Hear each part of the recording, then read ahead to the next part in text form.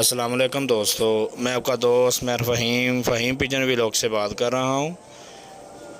सबसे पहले हमारे चैनल को सब्सक्राइब कर दें और बेल आइकन का बटन दबा दें। हमारी हौसला अफजाई के लिए कमेंट बॉक्स में कमेंट ज़रूर करें। जी तो दोस्तों, आज आपके लिए वीडियो लेके आया हूँ। पकड़े पकड़ाए कबूतर हैं। अगर किसी दोस्त भाई को चाहिए हो तो हमारे साथ रब्ता करें।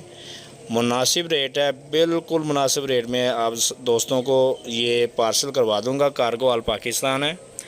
इसके अलावा अगर कोई लाहौर का भाई है तो वो हमसे रब्ता करके हमारी जगह पे मौके पे पहुंच के आके देख सकते हैं। ठीक है दोस्तों, कबूतर चेक कर लें, कबूतर बहुत अच्छे हैं, मुनासिब रेट है।